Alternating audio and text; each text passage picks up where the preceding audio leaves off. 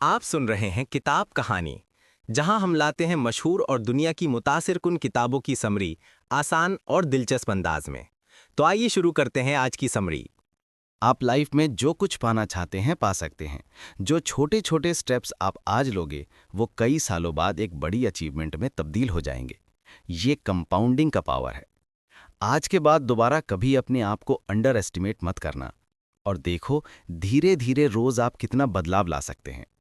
आज आप जो एफर्ट्स कर रहे हो वो भले ही छोटे हों, लेकिन कुछ ही सालों बाद आप देखोगे कि वो कितनी बड़ी अचीवमेंट में बदल जाएंगे। कंपाउंडिंग का मतलब है कि टाइम को अपना काम करने दो और फिर देखो कि आपकी कोशिश क्या रंग लाती है। ये बदलाव आज या कल में नजर नहीं आएगा, लेकिन कंपाउंडिंग एक दिन आपके करियर और फ्यूचर गोल्स के लिए किसी जादू की तरह असर करेगा।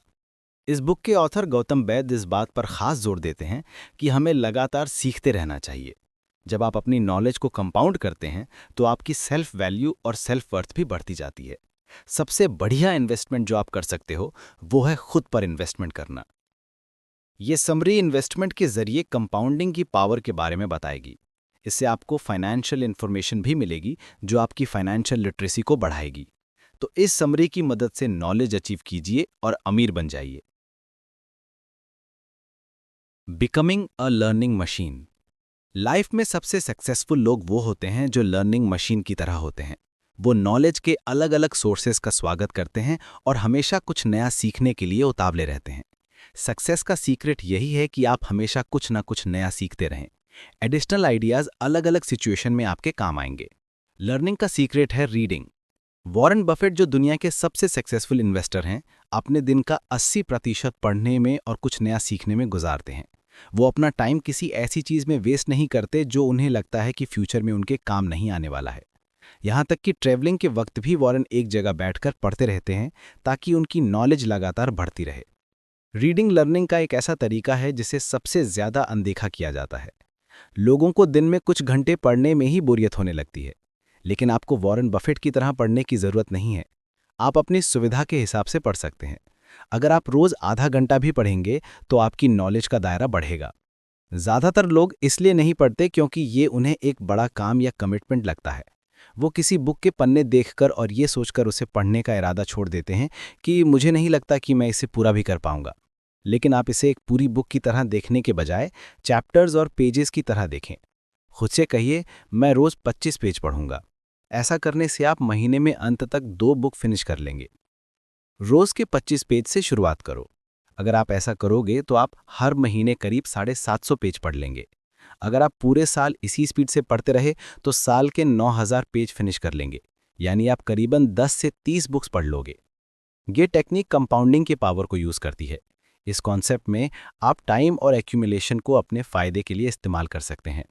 अगर आप सिंगुलैरिटी में देखो तो 25 पेज बहुत ज्यादा या समय लेने वाले नहीं लगते हैं, लेकिन कंपाउंडिंग आपको काफी आगे तक ले जा सकता है और आपको वो बड़ी बड़ी चीजें अचीव करने का मौका दे सकता है जो आपको कभी मुमकिन नहीं लगा होगा। कंपाउंडिंग एक ऐसा सीक्रेट है जिससे ज्यादातर सक्सेसफुल लोग इस्तेमाल करते हैं। ये सिर्फ फाइनेंशियल फील्ड में ही नहीं बल्कि रियल लाइफ सिचुएशंस में भी लागू हो सकता है। अगर आप आज अपना पैसा कंपाउंड करोगे तो रिटायर होने की उम्र तक आप मिलियनर बन चुके होगे। अपनी नॉलेज को हर दिन कंपाउंड करके आप अपनी लाइफ में एक लर्निंग मशीन बन सकते हो। रीडिंग सिर्फ नॉलेज के लिए नहीं होनी चाहिए। आपको इसलिए भी रीडिंग करनी चाहिए क्योंकि ये आपको फ्यूचर में बेहतर फैसले लेने में मदद करती है। सोशल मीडिया पोस्ट और मैगजीन आपकी नॉलेज नहीं बढ़ाएंगी, बल्कि बायोग्राफीज, हिस्ट्री बुक्स और नॉन फिक्शन बुक्स बढ़ाएंगी। आप बुक्स पढ़कर अपनी नॉलेज को कंपाउंड कर सकते हैं। हर नई बुक आपको कुछ नया सिखा सकती है। इसमें वो सारे टॉपिक्स कवर होने चाहिए जो आपके लिए नए या मुश्किल हों। अगर आप ऐसी बुक्स पढ़ेंगे जो आपको सेम नॉलेज दे रही हैं, तो ना तो आपको उसे पढ़ने में इंटरेस्ट आएगा और ना ही वो फ्यूचर में आपके काम आएगी। ऐसे ऑथर्स की बुक्स पढ़ें जिनके पास ऑफर करने के लिए कुछ और हो। ऐसे टॉपिक्स चूज करो जिनके बारे में आपकी नॉलेज कम हो। अलग अलग सोर्सेज से या अलग अलग टाइप की बुक्स पढ़ने से आपकी नॉलेज का दायरा बढ़ेगा। वो टॉपिक्स जिनके बारे में आपको ज़रा भी नॉलेज नहीं है, जिसके बारे में आपने कभी कुछ नहीं पढ़ा है, ऐसे टॉपिक्स भी अगर आपको पढ़ने तो मिले तो झिझको मत। आपको लाइफ की ज़्यादा से ज़्यादा चीज़ों के बारे में जितनी ज़्यादा इन्फॉर्मेशन होगी उतना बेहतर होगा। कोई भी चीज़ अगर आप पढ़ना चाहते हैं तो इसके 4 तरीके होते हैं। आप एलिमेंट्री, इंस्पेक्शनल, एनालिटिकल और सिंटॉपिकल लेवल पर पढ़ सकते हैं। एलिमेंट्री लेवल पर सिर्फ रीडिंग करना और ये जानना होता है कि वर्ड्स को कैसे प्रोसेस करना चाहिए। इसमें आप जानते हैं कि टर्म्स और सेंटेंस का मतलब क्या है, लेकिन आप ज़्यादा गहराई में जाकर ये जानने की कोशिश नहीं करते कि ऑथर क्या कहना चाहता है। एलिमेंट्री रीडर्स सिर्फ वर्ड टू वर्ड पढ़ते हैं, उन्हें मेटाफर और ईडियम का मतलब समझ नहीं आता है। नेक्स्ट लेवल है इंस्पेक्शनल रीडिंग। इस टाइप की रीडिंग एलिमेंट्री लेवल से ऊपर होती है क्योंकि आप प्रोसेस कर रहे हो कि आइडियाज़ का मतलब क्या है। जैसे आप किसी चीज़ के बारे में पढ़ते हो और समझने की कोशिश करते हो कि ऑथर क्या कहना चाहता है। हालांकि आप उसमें छिपा हुआ मतलब या मैसेज ढूंढने की कोशिश नहीं करते। आप जो सरफेस लेवल पर पढ़ते हो उसे इंस्पेक्ट करने की कोशिश कर रहे हो। एनालिटिकल रीडिंग में आप बुक्स या सोर्स डॉक्यूमेंट का एनालिटिकल रिव्यू करते हो। ये तीसरे लेवल पर आता है क्योंकि इसमें आप सिर्फ पढ़ नहीं रहे बल्कि गहराई से जानने की कोशिश कर रहे हो कि बुक कहना क्या चाहती है। इसमें बुक के हर पार्ट को एनालाइज करके पूरी पिक्चर जानने की कोशिश होती है। एनालिटिकल रीडिंग में अलग अलग वर्ड्स और सेंटेंस के पॉसिबल इंपॉर्टेंस को जानने की कोशिश होती है। ये पूरी बुक को एक कंप्लीट पिक्चर की तरह देखने की और हर सेंटेंस या चैप्टर के कॉन्सेप्ट को आपस में जोड़ने की कोशिश करती है। सिंटॉपिकल रीडिंग इन सबसे हाई लेवल की रीडिंग है। ये एनालिटिकल रीडिंग से ऊपर है क्योंकि इसमें आप तुलना करते हैं कि आपने बाकी बुक्स या सोर्सेज से क्या सीखा। जैसे आप एक पेपर एनालाइज करते हो और उस इन्फॉर्मेशन को बाकी ऑथर के दूसरे आइडियाज से कंपेयर करते हो। ये आपको उन टॉपिक्स को बेटर ढंग से समझने का मौका देता है जो आप पढ़ रहे हैं, और आप उन मिसिंग पीसेस को फिट कर पाते हो जो आपने शायद किसी और बुक में पढ़े होंगे। किसी एक बुक से सीखे हुए आइडियाज़ तब और भी बड़े पैमाने पर कंपाउंड हो जाते हैं जब आप उसे किसी और सोर्स के साथ जोड़कर देखते हो। अपनी लर्निंग को लगातार कंपाउंड करने से आपकी इन्फॉर्मेशन और बढ़ती चली जाएगी। रीडिंग और कंपाउंडिंग के पावर को कभी हल्के में मत लेना। इसे आज से ही अपनी लाइफ में अप्लाई करना शुरू कर दो। जिंदगी भर के लिए एक लर्निंग मशीन बन जाओ और हर दिन कुछ नया सीखो।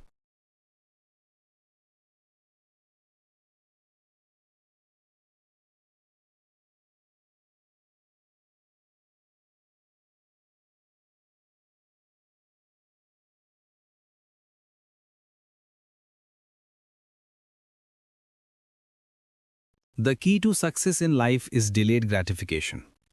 सक्सेस रातों रात नहीं मिलती और ना ही आपको ये एक हफ्ते या एक महीने में मिलेगी। सक्सेस एक ऐसी चीज है जो कई सालों की मेहनत और लगन का नतीजा होती है। अगर आप ये कॉन्सेप्ट नहीं समझेंगे तो आप कभी सक्सेसफुल नहीं बन सकते। 1960s के दशक में हुई एक स्टडी में डिलेड ग्रेटिफिकेशन यानी संतुष्टि मिलने में देर होना और उन लोगों पर इसके नतीजे को एनालाइज किया गया जो इसका वेट कर रहे थे। रिसर्चर्स ने बच्चों के ग्रुप से पूछा कि वो उसी वक्त एक मार्शमेलो लेना चाहेंगे या 20 मिनट इंतजार करने के बाद 2 मार्शमेलो लेना चाहेंगे। 40 साल बाद पार्टिसिपेंट्स को फिर से एक बार साथ में बुलाया गया और उनसे उनकी लाइफ के बारे में पूछा गया। जिन लोगों ने 20 मिनट वेट करने के बाद 2 मार्शमेलो लेने का डिसीजन लिया था, उन्होंने अपनी लाइफ में उनसे ज़्यादा प्रोग्रेस की थी जिन्होंने उसी वक्त एक मार्शमेलो लेने का डिसीजन लिया था। उन्हें स्कूल में हाई स्कोर मिलते थे, उनकी सोशल स्किल ज़्यादा अच्छी थी, उनका स्ट्रेस लेवल कम था और वो ड्रग्स और शराब का भी यूज़ कम करते थे। डिलेड ग्रेटिफिकेशन का मतलब है कि आज आप किसी चीज़ के बिना रह रहे हो तो इसलिए क्योंकि फ्यूचर में आपको उससे बेहतर मिलने की उम्मीद है। चार्ली मंगर बर्कशायर हैथवे के वाइस चेयरमैन और वॉरेन बफेट के राइट हैंड मैन है। वो अपने हर टॉक और वर्कशॉप में डिलेड ग्रेटिफिकेशन को प्रमोट करते हैं। चार्ली अपने सारे बिजनेस डिसीजन में कंपाउंडिंग और डिलेड ग्रेटिफिकेशन अप्लाई करते हैं और बर्कशायर हैथवे के लिए $1 मिलियन रेस करते हैं। अपने फर्म के लिए डिसीजन लेते वक्त उनका पूरा फोकस पेशेंस और टाइमिंग पर रहता है। चार्ली ने कैसे डिलेड ग्रेटिफिकेशन का कॉन्सेप्ट यूज किया है, इसका एक रियल लाइफ एग्जाम्पल तब देखने को मिलता है जब उन्होंने टेनेको नाम की एक स्टार्टअप कंपनी में इन्वेस्ट किया।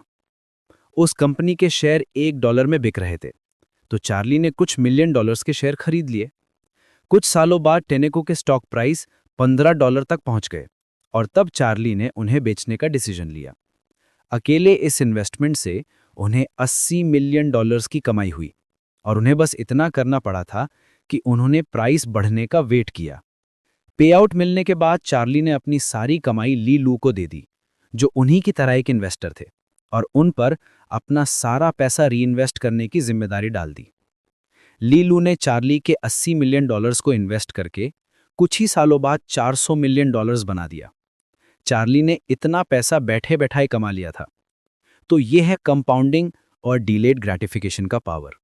इसमें बेशक आपको तुरंत इनाम नहीं मिलेगा, लेकिन अंत में जब मिलेगा तो बहुत मिलेगा। चार्ली इतना पैसा इसलिए कमा पाए क्योंकि उन्होंने अपने पैसे को तुरंत कहीं खर्च करने के बारे में नहीं सोचा। अपनी पहली इन्वेस्टमेंट से कमाई करने के बाद भी उन्होंने सेलिब्रेट करने के बजाय जो कुछ था उसे किसी दूसरी कंपनी में फिर से इन्वेस्ट कर दिया। क्योंकि उन्होंने अपना ग्रेटिफिकेशन डिले करने का फैसला लिया था, तो चार्ली ने अपने सारे इन्वेस्टमेंट्स के इंटरेस्ट को कंपाउंड किया और पहले से कहीं ज़्यादा कमाया। अगर आप एक एंटरप्रेन्योर हैं, तो आपको अपने बिजनेस डिसीजन लेते वक्त डिलेड ग्रेटिफिकेशन को भी उसमें शामिल करना चाहिए। सिर्फ अपनी करंट अर्निंग्स के बारे में मत सोचो, बल्कि लॉन्ग टर्म अर्निंग्स पर भी फोकस रखो। ज़्यादातर कंपनीज अपनी करंट अर्निंग्स पर इतना ज़्यादा फोकस रखती हैं कि वो उन अच्छी अपॉर्चुनिटीज़ को अनदेखा कर बैठती हैं जो उन्हें लॉन्ग टर्म में फ़ायदा पहुंचा सकते हैं। लेकिन इस तरह की सोच आपकी कंपनी के लिए नुकसानदायक है और हो सकता है कि एक दिन आपको दिवालिया बना दे। आज कॉस्को और अमेज़न जैसे बिजनेस इसलिए सक्सेसफुल हैं क्योंकि वो डिलेड ग्रेटिफिकेशन पर फोकस करते हैं। इन कंपनीज ने अपना प्रॉफिट मार्जिन कम रखा, इसलिए शुरुआत के कुछ सालों में इनकी कमाई ज़्यादा नहीं थी। अब क्योंकि इन्होंने अपने प्राइस कम रखे थे, तो लोग इनसे शॉपिंग करना पसंद करते थे, जिसके चलते धीरे धीरे इनके लॉयल कस्टमर्स बनते चले गए। कॉस्को और अमेज़न की सफलता का सबसे बड़ा राज यही है। लो प्रॉफिट मार्जिन के बावजूद उनकी सेल डबल हो गई क्योंकि उनके कस्टमर्स के ऑर्डर्स बढ़ते चले गए। डिलेड ग्रेटिफिकेशन सिर्फ फाइनेंस या बिजनेस डील्स में ही अप्लाई नहीं होता है, बल्कि आप इसे रियल लाइफ सिचुएशन में भी अप्लाई कर सकते हैं। जब आप कुछ नया शुरू करना चाहो या कुछ नया सीखना चाहो, तो चीज़ों को अलग नज़रिए से देखने की कोशिश करो। ये मत सोचो कि आपको आज ही रिवॉर्ड मिल जाएगा, बल्कि ये उम्मीद रखो कि फ्यूचर में आपको अच्छे रिजल्ट्स ज़रूर मिलेंगे। जैसे कि मान लो आप कोई नई लैंग्वेज सीखना चाहते हैं। शुरुआत में ये आपको थोड़ा चैलेंजिंग लगेगा, लेकिन जैसे जैसे आप सीखते जाओगे, आपको जनरल कॉन्सेप्ट समझ आता जाएगा और कुछ ही महीनों में आप धड़ल्ले से एक नई लैंग्वेज बोल रहे होंगे। बेशक शुरुआत में आप एक एक्सपर्ट नहीं थे, लेकिन आपकी रोज़ की 1% प्रोग्रेस कुछ ही महीनों बाद 100% में बदल जाएगी। एक और एग्जाम्पल लेते हैं। मान लो आपको वेट कम करना है। इसके लिए आप रोज़ हेल्दी डाइट लेंगे और रोज़ एक्सरसाइज करेंगे, लेकिन इसके बावजूद आपका वज़न कम नहीं होता। लेकिन अगर आप लगातार कोशिश करते रहे, तो जल्द ही आप कुछ पाउंड घटा सकते हैं और कुछ और महीनों या साल भर बाद ही आपकी कमर थोड़ी पतली नजर आने लगेगी। तो इतनी जल्दी हार मत मानिए, डटे रहिए और अपने एफर्ट्स को टाइम के साथ साथ कंपाउंड होने दीजिए। Building earning power through a business ownership mindset. एक बिजनेस शुरू करना चैलेंजिंग काम है। ये सबकी बस की बात नहीं है। ये आपकी बस की भी बात नहीं होगी अगर आप बिजनेस डिसीजंस लेने और अपने नेक्स्ट मूव के लिए स्ट्रेटेजी बनाने में कई कई घंटे बिता देते हैं। हालांकि बिजनेस करना सक्सेस पाने और पैसे कमाने का सबसे भरोसेमंद तरीका है। अगर आप अपना बिजनेस खड़ा कर रहे हैं तो आप अपने टाइम के मास्टर खुद बन सकते हैं। ये बात उन लोगों के लिए क्या मायने रखती है जिनमें वो बात ही नहीं है जो एक बिजनेस को चलाने के लिए चाहिए। तो क्या इसका मतलब वो कभी अमीर नहीं बन पाएंगे? इसका जवाब थोड़ा मुश्किल है। आप शायद अपने अंदर वो स्किल कभी डेवलप ही ना कर पाएं जो एक बिजनेस को चलाने के लिए चाहिए, लेकिन आप इन्वेस्टिंग से अब भी अमीर बन सकते हैं। ये एक बेहतर ऑप्शन है जिस पर ज़्यादातर लोग यकीन करते हैं। इन्वेस्टिंग ट्रिकी और चैलेंजिंग काम है। आपको अच्छी कंपनीज में इन्वेस्ट करने का नॉलेज होना चाहिए। हालांकि सवाल यह है कि क्या इन्वेस्टिंग से आप उतना ही पैसा कमा सकेंगे जितना कि एक बिजनेस से? तो इसका जवाब है हाँ। इन्वेस्टिंग आपको ढेर सारा पैसा और वो सब कुछ दे सकती है जो आप चाहते हैं। इन्वेस्टिंग आपको पैसे कमाने का मौका देती है और बदले में आपका टाइम भी ज़्यादा नहीं मांगती। आप प्रॉफिट कमाते कमाते अपने दूसरे काम भी कर सकते हैं। हालांकि इन्वेस्टिंग सबकी चॉइस नहीं होती, लेकिन अगर आप अमीर बनना चाहते हैं तो आपको इसके बारे में सीरियसली सोचना चाहिए। लॉन्ग टर्म स्टॉक्स में इन्वेस्ट करके आप काफ़ी पैसा कमा सकते हैं क्योंकि आपका पैसा हर साल के हिसाब से कंपाउंड होता जाता है।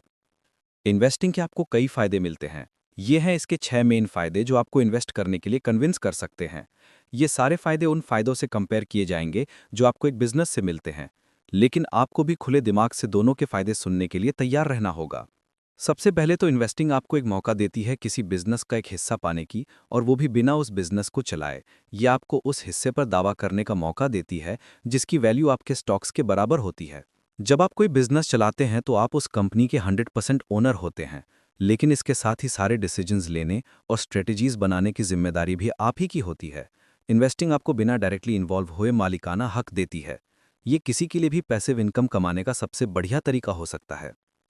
दूसरी बात, इन्वेस्टिंग आपको अपने रिस्क डाइवर्सिफाई करने का मौका देती है। आपको अपना सारा पैसा किसी एक कंपनी में नहीं लगाना है। आप इसे बांटकर कई कंपनी में लगा सकते हो, जिससे आप रिस्क को कम से कम कर सकते हो। खुद का बिजनेस चलाने का मतलब है कि अपना सारा पैसा कैपिटल के तौर पर एक कंपनी में लगाना और ये उम्मीद करना कि वो कंपनी आगे चलकर सक्सेसफुल होगी। लेकिन इन्वेस्टिंग में आप अपनी सेविंग्स का सिर्फ एक हिस्सा इन्वेस्ट करते हो और यही हिस्सा आपको हाई रिटर्न दे सकता है, जो कि इस बात पर डिपेंड करता है कि आप किस टाइप के स्टॉक्स में इन्वेस्ट कर रहे हो। जैसे मान लो आपने अपनी लाइफ सेविंग्स में से $1,40,000 खुद की एक स्टार्टअप केमिकल कंपनी में लगाया, और या फिर आप अपनी सेविंग्स का सिर्फ $70,000 किसी बड़ी केमिकल कंपनी जैसे विनती ऑर्गेनिक्स में इन्वेस्ट करते हो। अपने स्टार्टअप से प्रॉफिट कमाने में आपको शायद कुछ साल लगें, पर अगर आप पहले से जमी जमाई किसी बड़ी कंपनी में पैसा लगाते हैं तो आप कुछ महीनों में ही प्रॉफिट कमा सकते हैं। अपने ऑप्शन डाइवर्सिफाई करने में जो चीज़ें शामिल हैं वो हैं विंटी जैसी कंपनीज के अलावा एप्पल या नाइकी जैसे बड़े ब्रांड्स में इन्वेस्ट करना।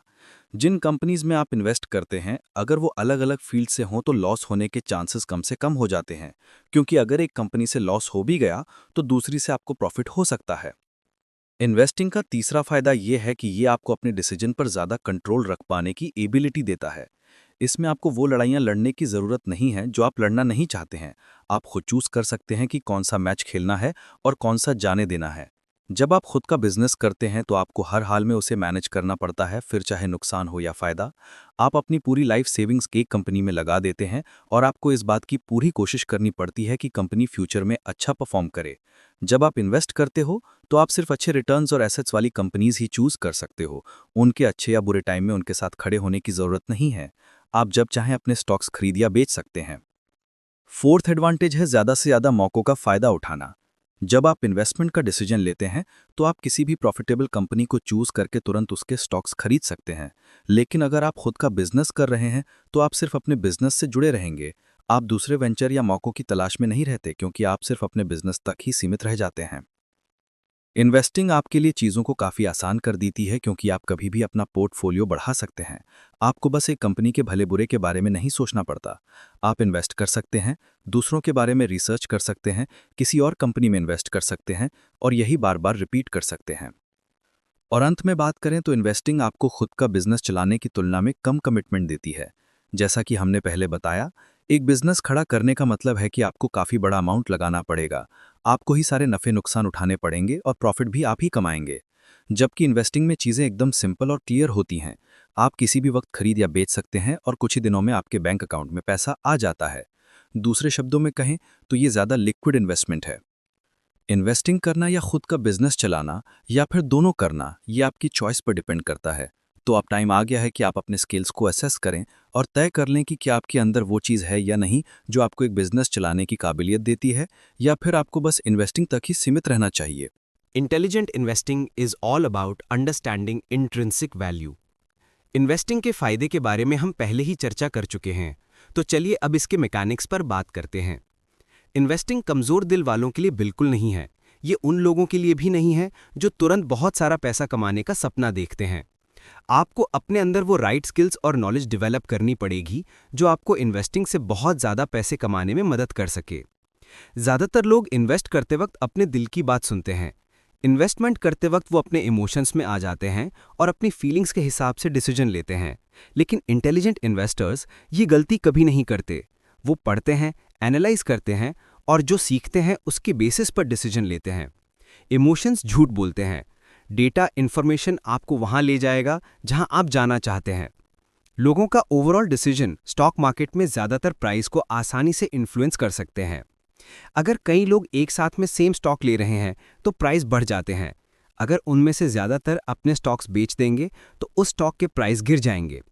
इसके अलावा कंपनीज परसीव्ड स्टॉक प्राइस को भी आसानी से मैनिपुलेट कर सकते हैं। वो अपने स्टॉक्स को और ज़्यादा डिज़ायरेबल बना सकते हैं, जिसके चलते इन्वेस्टर्स उस कंपनी में अपना पैसा लगाने के लिए लाइन लगाए खड़े हो जाएं। इन्वेस्टिंग करते वक्त पहला काम आपको ये करना है कि कंपनी के फाइनेंशियल स्टेटमेंट्स को एनालाइज करना है। लॉन्ग टर्म इन्वेस्टर के तौर पर आपको पता होना चाहिए कि आप किस तरह की कंपनी में इन्वेस्ट कर रहे हैं और उनका मैनेजमेंट प्रॉब्लम को कैसे हैंडल करता है। कंपनी जिस फील्ड में है उसमें उसकी मैनेजमेंट स्किल्ड और नॉलेजेबल होनी चाहिए। आपके इन्वेस्टमेंट की वैल्यू तभी बढ़ पाएगी जब कंपनी पैसा कमाएगी। याद रहे, इन्वेस्टिंग का मतलब है कि आपका उस कंपनी के एक हिस्से में हक बन जाता है। आपको ये ध्यान रखना होगा कि वो फ्यूचर में अच्छा परफॉर्म करे ताकि आपको अच्छे रिजल्ट की गारंटी मिल जाए। एक फाइनेंशियल स्टेटमेंट को एनालाइज करना सिर्फ कुछ नंबर्स पर नज़र डालने से कहीं ज़्यादा होता है। आपको देखना पड़ेगा कि कैसे कंपनी की मैनेजमेंट अपने एसेट्स को यूज़ करती है और कैसे वो अपने ओवरऑल ऑपरेशन को फाइनेंस करती है। ये ध्यान रहे कि आपको सिर्फ वही कंपनीज चूज़ करनी है जो इंटरनली जनरेटेड रिसोर्सेज यूज़ करें, बजाय उन कंपनीज के जो फंडिंग के आउटसाइड सोर्सेज पर डिपेंडेंट रहते हैं। अगर कंपनी आउटसाइड फंडिंग पर डिपेंडेंट हो गई है तो इससे मुश्किलें खड़ी हो सकती हैं, क्योंकि उनका बिजनेस पहले जैसा प्रॉफिटेबल नहीं रहेगा।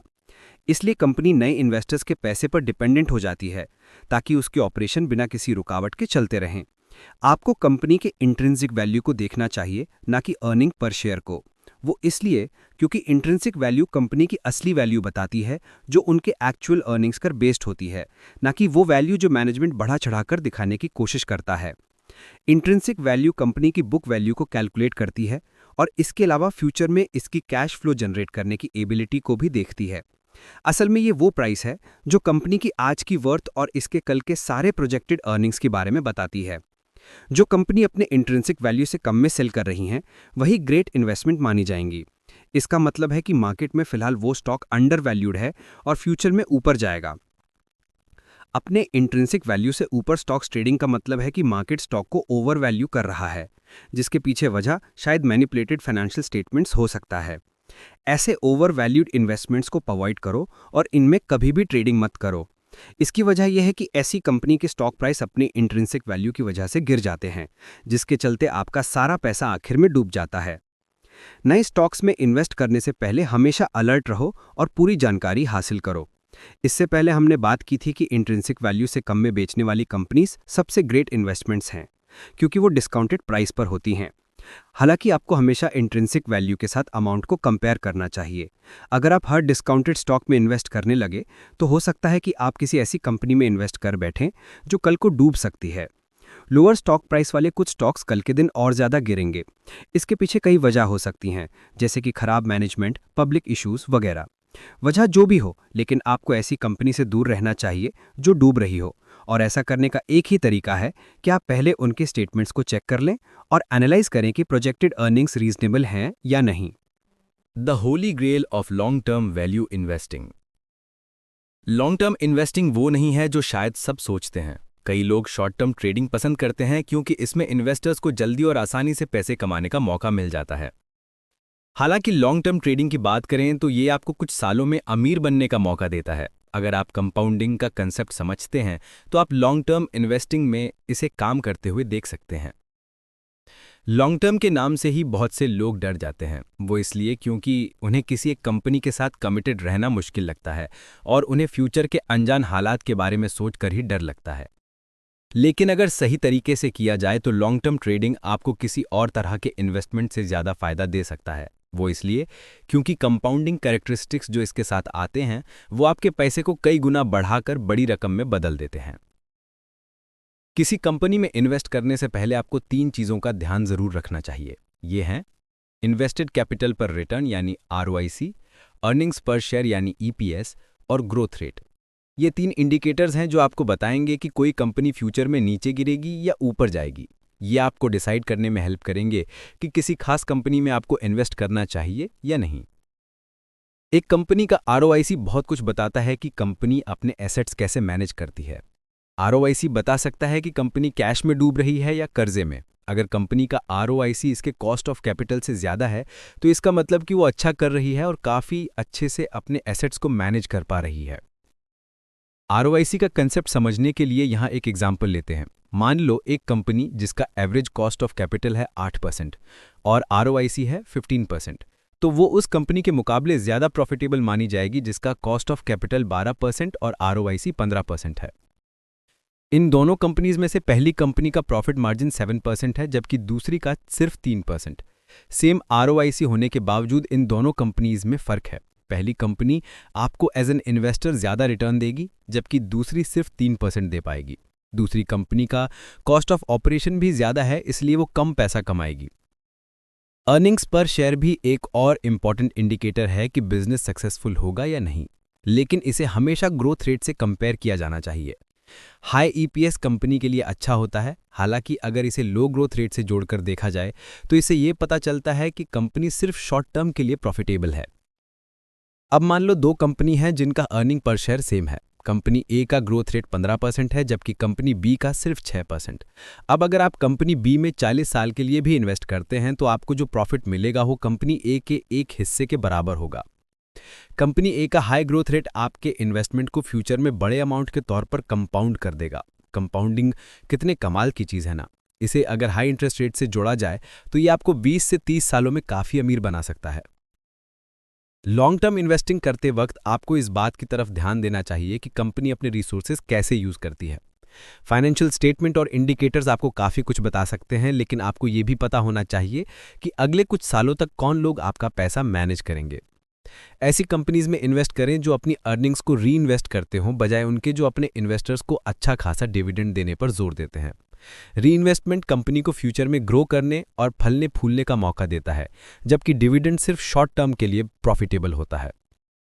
इसे इस तरह से देखिए कि किसी कंपनी के अपने प्रॉफिट को यूज करने के दो तरीके हैं। पहला तो ये कि वो अपने करंट इन्वेस्टर्स को खुश रख सकती है, और दूसरा कंपनी खुद को और प्रॉफिटेबल बनाने के लिए अपना प्रॉफिट यूज कर सकती है। एज एन इन्वेस्टर आप यही चाहेंगे कि आपको जल्द से जल्द बड़ा डिविडेंड मिल जाए, लेकिन अगर आप फ्यूचर को ध्यान में रखें तो आप चाहेंगे कि कंपनी की वैल्यू में आगे चलकर इजाफा हो। 1950 के दौर की बड़ी कंपनीज में से सिर्फ 12% ही आज फॉर्च्यून 500 में अपनी जगह बरकरार रख पाई हैं। ज्यादातर बड़ी कंपनीज उन दिनों या तो दिवालिया हो गई थीं या उन्हें कुछ सालों बाद नई कंपनी ने खरीद लिया था। इन 12% में अपनी जगह बनाने वाली कंपनी में शामिल हैं Pfizer, general Motors, Coca Cola, Hershey और वर्लपूल। बिजनेस के अलग अलग फील्ड से आने के बावजूद इन सब ने एक जैसी स्ट्रेटजी अपनाई है, और वो है अपनी अर्निंग्स को अपने ऑपरेशन में री इन्वेस्ट करना और एक बड़ा कैपिटल वैल्यू बिल्ड करना। ये कंपनीज अपने बिजनेस ऑपरेशन को चलाने के लिए बाहरी फंड्स पर डिपेंडेंट नहीं थीं, यानी वो खुद से ही प्रॉफिटेबल थीं। अपने प्रॉफिट को री इन्वेस्ट करने से उनका पैसा सालों साल कंपाउंड होता गया, और ज़्यादा कैपिटल का मतलब था इंट्रिंसिक वैल्यू में इजाफा।